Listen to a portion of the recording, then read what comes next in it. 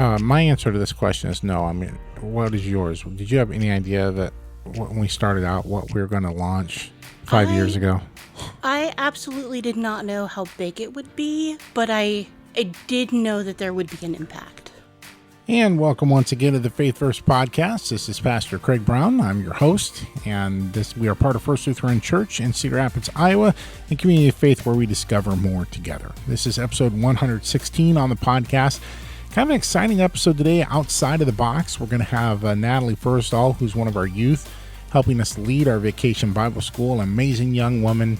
You're going to want to stick around and hear what she has to say about all the exciting things happening and the freedoms that she has in this church to lead our youth as a youth herself.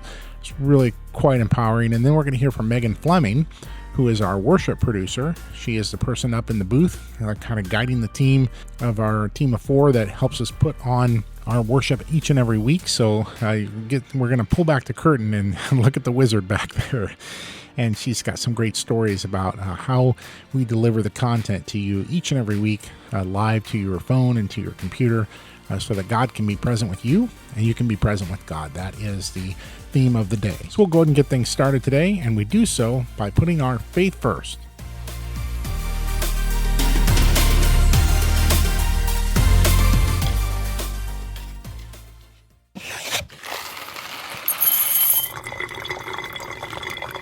Yes, first test.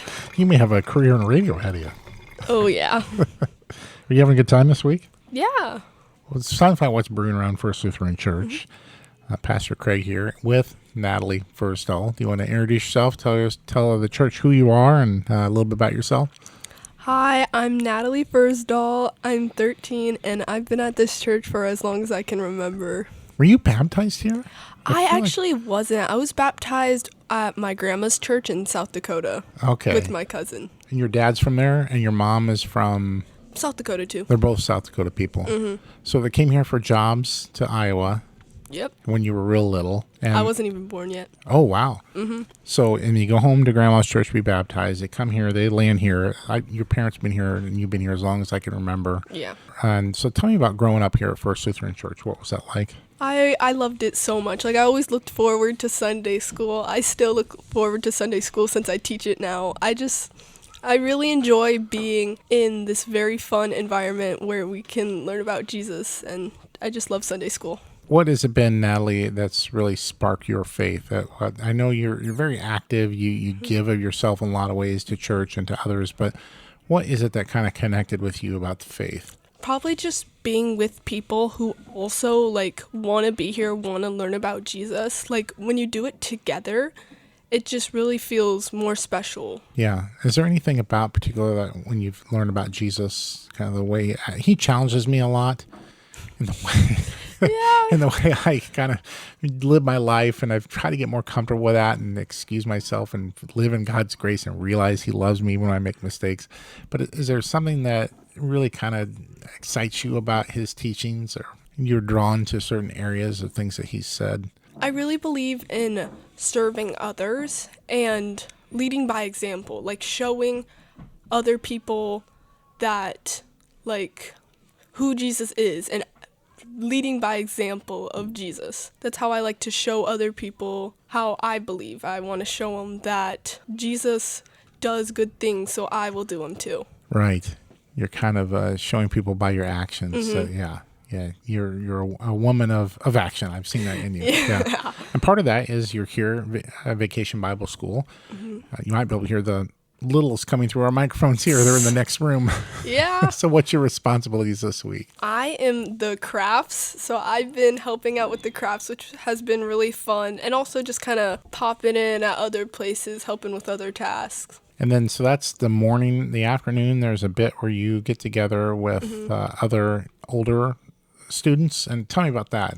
Pastor Katie started at the last couple of years. It's really fascinating to me. So we do our youth leadership. We all kind of meet together. We do our highs and lows. And then Carol talks to us. And I've learned so much from her about how to carry yourself and be a better person. And how you can choose to be happy. You can choose to be grateful. And yeah, how to be a good friend, how to look for good friends. And I've just really enjoyed it.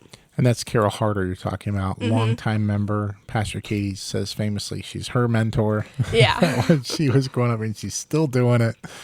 Great person. So what is the theme for this week, and what's been kind of the fun things you've been doing? Well, the theme is Northern Lights. We've been doing a lot of fun crafts and snacks and just learning about our amazing God. So True North is kind of the branding of it. The Northern Lights, Alaska. So there's a lot of pine trees around. Yeah, lots of Christmas trees. I've been riding an inflatable bear every morning when the kids arrive, which has been fun. Yeah, a lot of Christmas trees around. Pastor Katie and her team, you guys do it up right. I just love the other day where we were getting ready for worship. I was struggling with trying to bring some of the kind of northern lights into the sanctuary, and you walk up to me, and what happened? What did you say?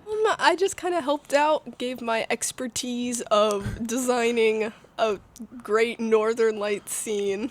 Oh, you're being modest, because you said to me, do you need help? I said, yes, all I can get. And so we came up with the idea to put a couple of our scrims on stands in front of the sanctuary on the chancel, and then you brought down all these tent and camping tent and trees and everything, and we put up some lights, and we kind of simulated the northern lights with our sanctuary lights. And Pastor Katie walked in when you were gone, and she goes, wow, this is amazing, Pastor Craig. I said, I had nothing to do with it. It was all Natalie and Jazzy Drager.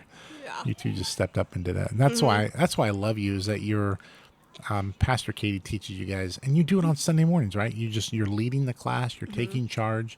Where does that come from, that kind of sense of authority? Is Pastor Katie just give you a lot of encouragement or leeway to lead? Yeah, I feel like I'm very supported. Like, everyone is like listening, and it's really easy to be a leader here. And I know some people are just not leaders and some people are, so I feel like I'm definitely more of a leader, just kind of the way I am. Yeah, absolutely. Do they listen?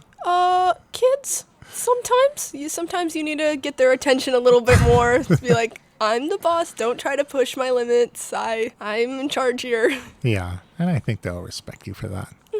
Yeah. Okay, so it's True North, and we're talking about trusting Jesus is the theme every week. What are some of the cool things that you've had ahas about, Natalie, with trusting Jesus?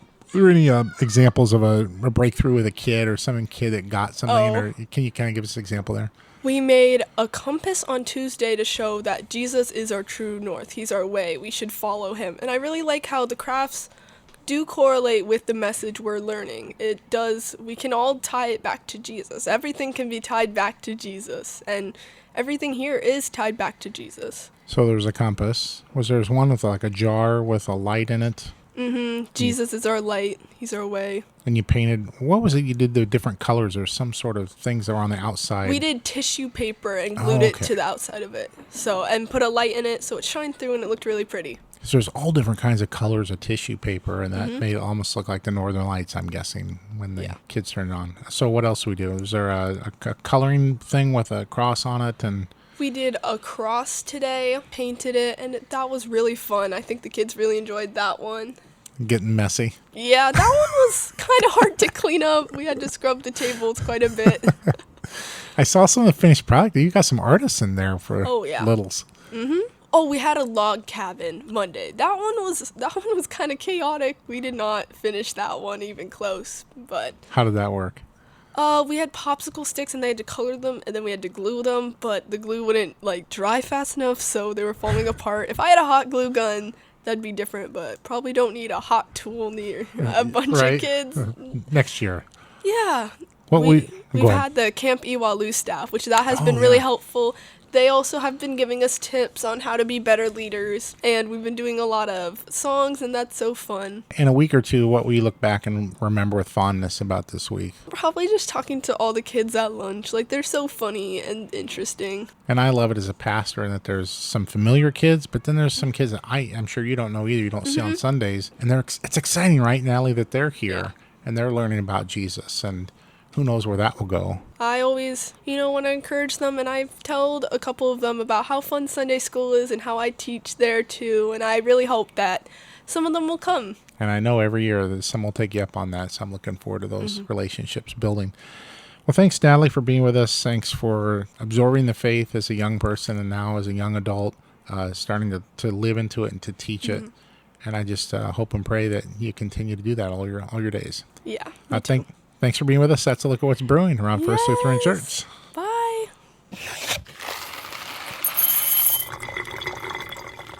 It's time once again to dig into the Word. I have a very special guest with me today. It is Megan Fleming. She is our worship producer, director, boss, eye in the sky, extraordinaire. I mean, if you want, sure. Let's start. You want to say hi and introduce yourself to everybody out there? Hey, everybody. Thanks for having me. My name is Megan Fleming. I'm the one pushing all the buttons to see the things that you guys see when you're sitting in the seats downstairs. Or watching on your computer. Yeah, which a lot of people do, or your phone. Let's start with your day job. What do you do for a living 9 to 5? I make commercials every day. And that's at KJN, at Iowa's CBS News 2 Now. Yeah. and Fox 28 at Broadcast Park. So that's how I discovered Megan. And that's my old stomping grounds. I used to I interned there, and I was a production assistant myself. Ran some cameras and was a floor director for a while.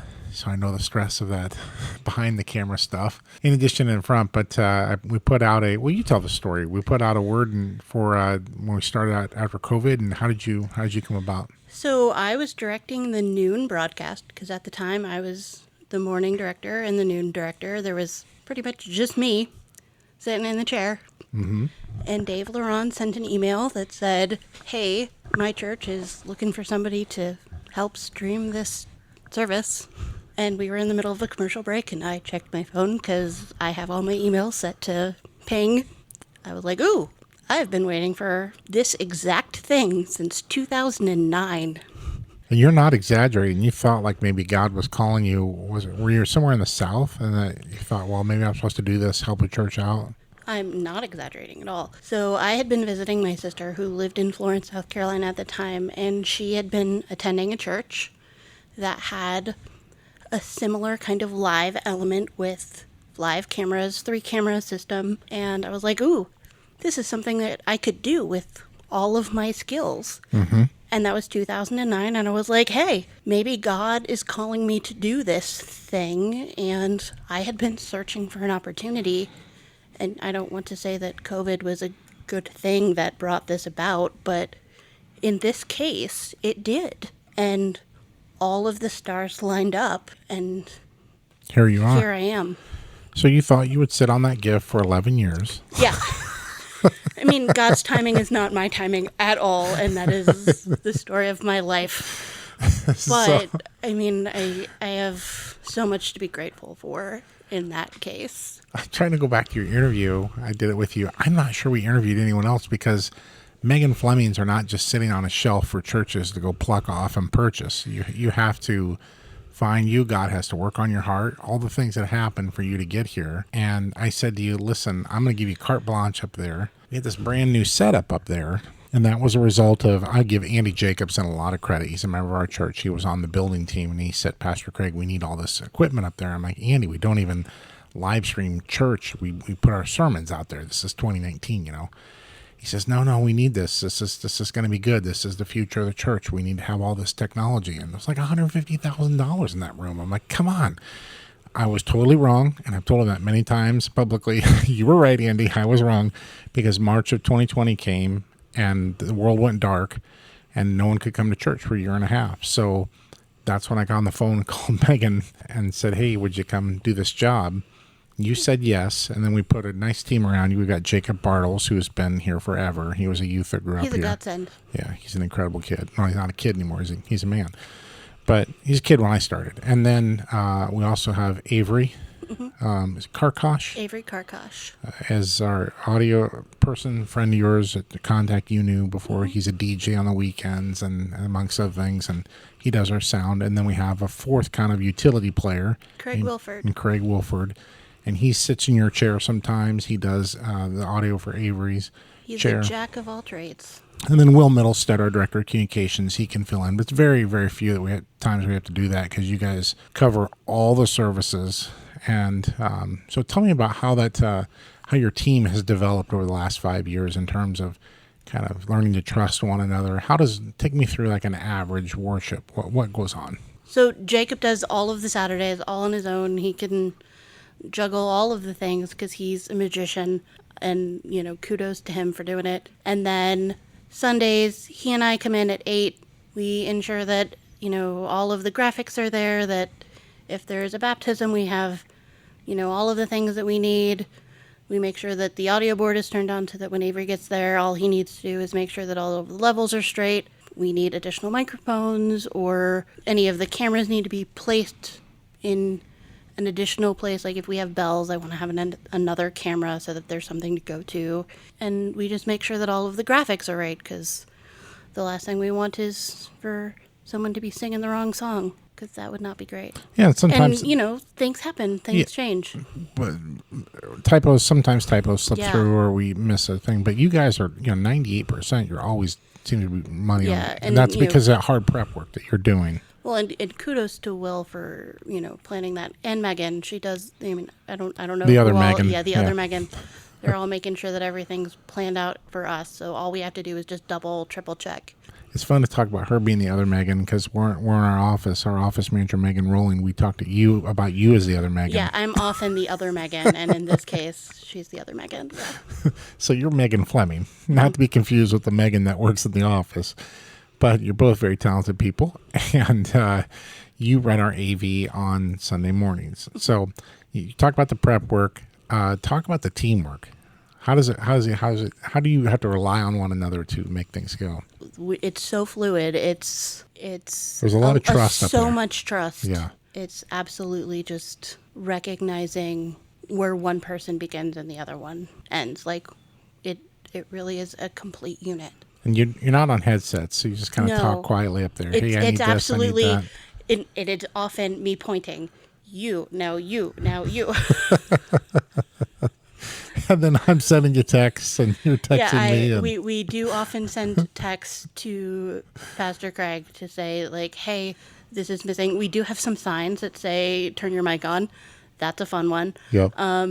For anyone who is sitting down below, you may not know that in the stream world, they get a special communion blessing, and that's kind of fun for us. Mm-hmm. I want to say that was your idea. I love that, just because there is a moment that is happening for every single person when you're asking for forgiveness. And I don't think it matters where you are. I don't think it matters necessarily if you have, like, if it's water, or if it's wine, or if it's bread, or whatever it is that you have. Because in that moment, it's whatever you have. You have God with you. You have God with you. Mm-hmm. And it doesn't matter where you are either. Kind of a personal story, but... You're getting choked up over yeah, that. I am. I'm crying. My dad doesn't attend church regularly. And my mom is the daughter of a Methodist minister. So as a family, it's always been, do what you need to do. And follow your heart, and God is always with you. But my dad never attended because he always felt like it didn't matter where you were because God was always with you. Mm-hmm. So, if he was, out in a park, that was as close to God as he could be. Versus mom, like, she needed to be in a pew. So you get a sense of when we do that moment of forgiveness, it's very personal to you. It's a very personal thing for me. And so... Because we're reaching people like your dad... who are out there knowing that, hey, God's with you no matter where you are. Absolutely. Yeah. And it's a really powerful thing, I think, to be able to give that gift back. My answer to this question is no. I mean, what is yours? Did you have any idea that when we started out what we were going to launch 5 years ago?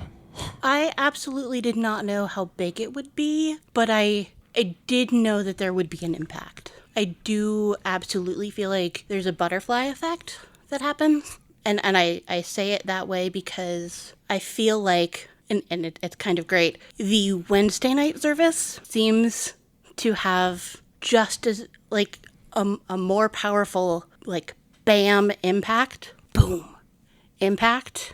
Mm-hmm. And I have now, like, given that service to other members of my team. Mm-hmm. And so I've kind of missed that. But I also get to watch it on the stream. And being able to watch that back on the stream is really powerful for me too. So like, You're like a proud parent. I am a 100% a proud parent. You watch it and here they go. Yeah. I just, for me, I thought it was going to be, we needed it short term to survive because we're not a live streaming church in 2019 into 2020. We had to be a live streaming church because no one could physically come here. If we didn't have that, I don't know how we would get by. And frankly, I don't know how a lot of the churches that didn't live stream got by. And many of them didn't. They're now closing their doors. What I think is really neat is that we are able to be someone in a church that can be looked at as what other churches are capable of doing and being a model, so to speak. When I started doing this, my sister was like, oh, well, my church can do that. And they're in South Carolina. They have an iPad, and, they don't have nearly the kind of money or support or attendance that we have in terms of congregation. I think they maybe have 100 people in their congregation, but they still have a following, and they still have the ability to say, you know what? I'm glad that you can still attend and watch us on our live stream, even if it's me holding up my iPad, right? So that you can do this, because we now have the ability to do that. I mean, I know that now they have more than that, but like, that's how it started, because they saw that we were doing this with what we had. Oh, because of you. Because I was upstairs pushing some buttons. Yeah.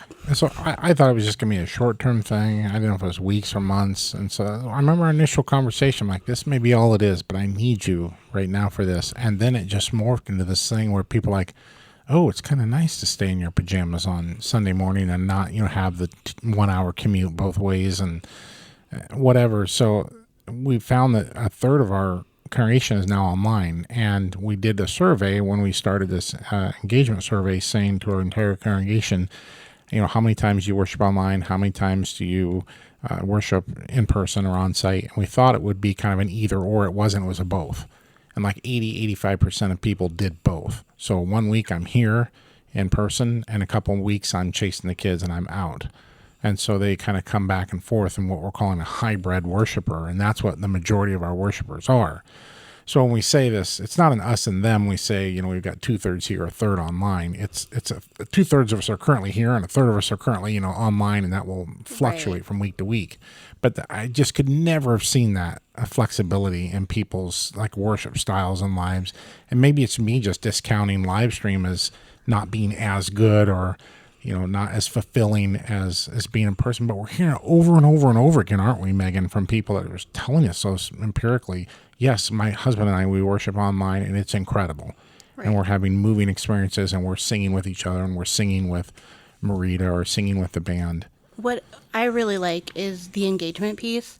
So when we started utilizing the emojis, like that really started to just fill me with joy. Can you explain what those are for people? So we have like a little heart, and we have little like clappy hands or like praise hands is how I utilize them. Anytime you guys use those, I will put those up on the screen so anybody in the congregation can see that you guys have used those in the stream in the moment. Most of the time you use them when anybody has like done a solo or the bells, or it happens every time when anybody's done a solo or the bells.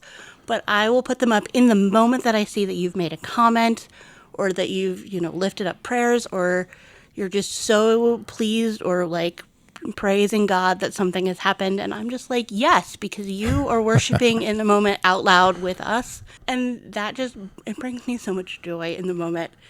And sometimes I'm just up there like, yes. And so you're hitting it. And I've done it a couple of times, but the guys are like, they didn't do that. And I was like, yeah, I can do that. Yeah, I feel like I'm giving praise right now. And like, I think maybe I've done it like 4 times. But like, in overall, most of the time, it's everybody online participating. And I just want to share the joy with everybody on the floor, being able to say, people are watching this. People are here with you live right now at home, or, wherever they are, experiencing this with you, even if they're not in the building with you. And they are praising God with you right now, too. And so you can see that happening live. I think Pastor Katie is really good at that, at kind of tying in people. Hey, I know you're home. You need to participate. Or Pastor Steve, I think, does a great job of speaking to the camera. Yeah. And I can't even take credit for that. You do too. I That have 7 years. on-site, online, like that phrasing, I think really does. It makes a difference. It makes a difference. Yeah, I was told somewhere, I think one of my seminary friends said, don't say in person. Because if you're not in person, you feel like you're not a person. You don't count if you're online. So we've been saying on-site or online because they're both equal. Right. And I just think that mindset of not just the nomenclature, the words we use, but I just think that mindset, we've had to come to Jesus meeting as staff, and you've been a part of those conversations.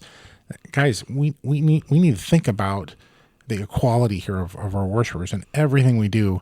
How do we include online experiences so that so that's driven like the text line, that's done online live polls we've done, making comments or bringing comments into prayers or from online into our worship space. Just the other day we did the fruits of the Spirit, and I said write down your fruit of the Spirit, and you can put on a little apple or an orange and put it on the bulletin board, or if you're online you can text it in. And I was sitting up there getting all these texts, and I was writing down fruits for them and putting live on the board. So it's just kind of how we're always thinking, right, Megan, how can we include the online people so they don't feel left behind? And Jacob is up there trying to write in that chat for you guys. I mean, he's literally chatting if he can in that moment. So I mean, we're there for you. So finally, then, what do you think about construction and the importance of what we're doing now? I thought we'd see a huge drop-off of on-site worshipers. We really haven't. Yeah, I haven't seen a difference either way, really. I was looking on Sunday, and I haven't noticed a difference. And I think it's probably just because it's summer. I think that, the expectation is that some people are here and some people are, on vacation, wherever it is. I don't know if it's the parking lot. It's like... Maybe people want to come and see stuff. I don't know. But that's why I wanted to have you on this during the time of construction, because I just thought, again, here, you guys are so important to what you do. If people have mobility issues, it's kind of hard to get here right now. Yeah, it is hard. It can pose a problem. So absolutely, if you feel like you want to worship online, we are here supporting you, and by all means, I will be praising with you. Bring it on. Come and worship with me, because that's what you'll be doing the whole time. I will put up some flashy things just for you. And I will even say, hey, it's Megan, and I'll make Jacob type it because I can't be that far away from my switcher. But say, hey, Megan, and we'll chat, and it'll be great. So not only do you kind of direct Jacob with the live stream and the words that are on the screen, and direct Avery or Craig with the sounds that we hear, but you also have a machine in front of you that switches between our 3 remote control cameras and our computer input. Sometimes we have a little camera on a camcorder we use as a 4th camera. But can you talk about what is the future of what are we looking at in terms of maybe making it even more enhanced? So there is a possibility of getting some more cameras.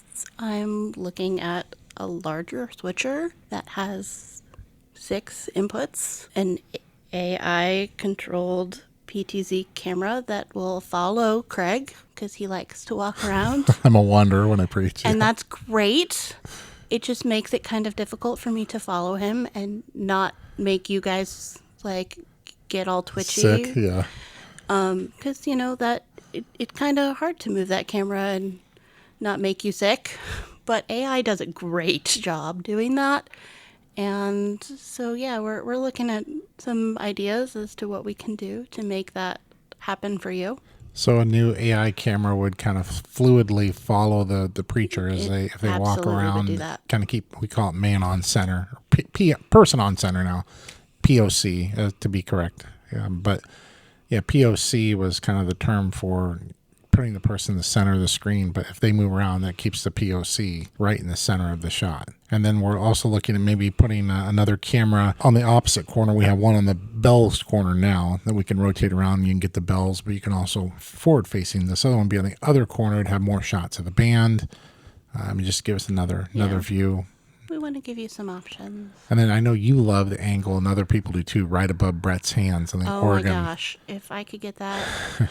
Or the spinny star, and he has a name for it. Zimblestern? Yes, that's the one. If I could get that without all of the cross beams, that would make me very happy. Our current shot is impeded by a beam, so we can't get the star. But sometimes you hook up a little camcorder at clear view, or you'll hook up a camcorder and put it on the organist's feet. I mean, you guys are so creative. It's just so awesome. We'll put up any place that I can put that can in. I will put that can in. If I have time to move it, I'm moving it. You'll hear me moving that camera. That's the plan. This has been a really enlightening conversation, Megan. Anything we may have missed or anything you wanted to talk about? I suppose we could talk about the scripture. Which is, because just digging into the word, we haven't even touched the Bible, but it's Mary and Martha and their two sisters, and Jesus comes over for a visit, and Martha is a little busybody, and she's in the kitchen getting ready and everything, and while her sister just sits down and lounges at Jesus' feet. And Martha, kind of exacerbated, goes to Jesus, can you tell her to get up off of her hind end and help me with some of this stuff? And he looks at Martha and he says, Martha, I know you got a million things going on, but she's right where she needs to be. Her number one priority is to be with me, and that should be your priority too. Not to say that all those things aren't important, but we kind of touched on that just a little bit, right? Okay. Because isn't that what being in worship is? Because if being in worship is being present, regardless of where you are, or when you watch, then that's what you just said. Spending time with Jesus, I guess so, yeah. Yeah, and I like to think that Mary heard her sister's voice and thought, okay, I probably should get him to do something. It helps her with the dishes. So that's how my mind finishes the story. But still, I think the lesson is for her sister Martha and for all of us to say, yeah, how can I spend some more time with Jesus? Whether it's watching our live stream or watching our YouTube worship later on our YouTube channel, or just taking a walk and feeling God's presence, or saying a quick prayer before a meal or bedtime, or just caring for someone in the world. It doesn't have to be a sit down in the pew or sit down in front of your computer screen and worship moment to spend time with God. But I think that call for all of us is to spend time with God, right? Yeah, or, finding a song that matters to you, that speaks to you, phone call to someone that needs it. So when has it been a moment for you where you've experienced that presence of God? I know sometimes a billboard will come by and you'll tell me about it. My goodness. Or this side or the other will happen.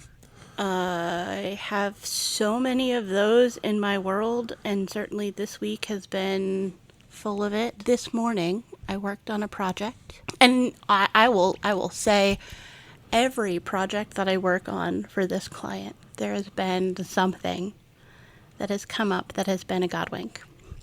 I don't know if you know anything about God winks, but it is basically, in my world, God's way of saying, I'm with you in this moment. I'm present with you. And I'm present. I'm literally present with you in this moment. And so in this case, and you'll see it on CBS 2 and Fox 28 in probably 2 weeks, there is someone named Alice who we did an interview with. And my grandmother's name was Alice, my mother's mother. Oh, she says to me, my granddaughter's name was Megan. And I said, my grandmother's name was Alice. And she said, that's so sweet. And I said, yeah, it was really sweet.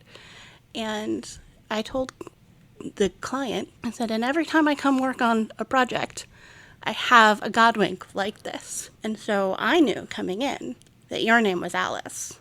But I didn't know that you were going to have a granddaughter named Megan.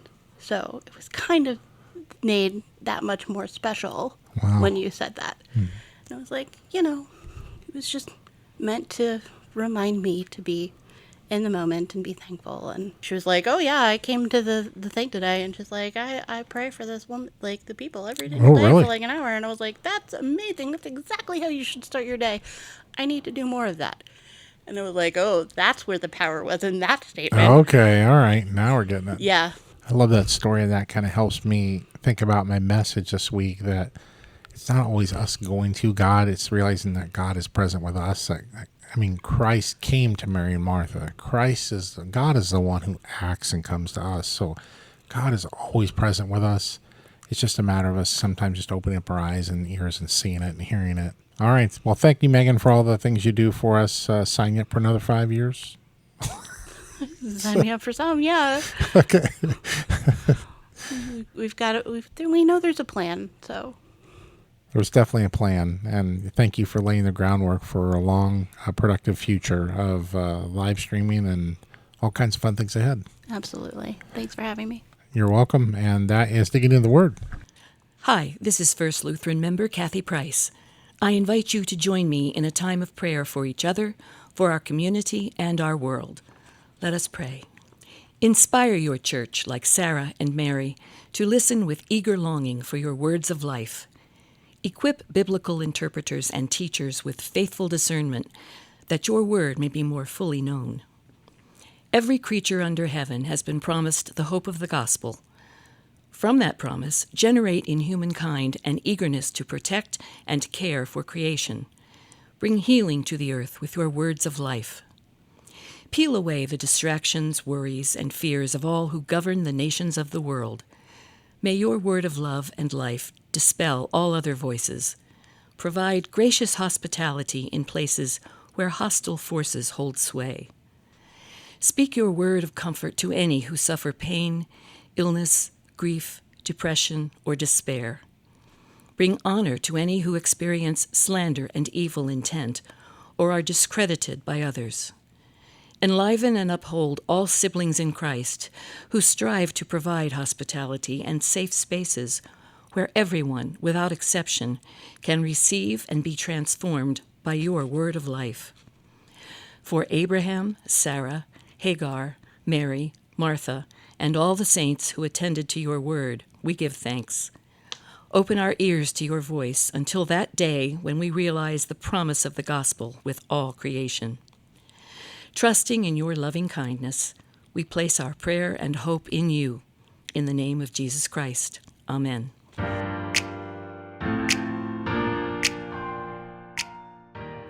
Thank you, Kathy, for those prayers, and for Natalie Fersdahl and Megan Fleming for stopping by and sharing some of your faith stories. Appreciate you both so much. And all of our volunteers with our Vacation Bible School. You guys are rock stars. We love and appreciate each and every one of you, from all the decorating you're doing to the leading to bringing your own children here. It's just been a fantastic week. Thank you to Pastor Katie for organizing all the madness, and just had a lot of great conversations with people that either don't go to our church or don't attend regularly, and just really feeling connected now and going to try us out. Again, I probably had 4 or 5 different of those conversations throughout the week. Just very, very exciting stuff to connect with people in our community and to feel useful that we're here, that people know we're here. We're a place where you can come and be present with God, no questions asked, all people are welcome, no exceptions, and just discover Jesus and his love for you and your family. It's just a good feeling this week. So thank everyone for making that possible and for tuning in on this week's podcast. We'll look forward to talking with you next week. Until then, remember to go out there, be brave, be present with God, and put your faith first.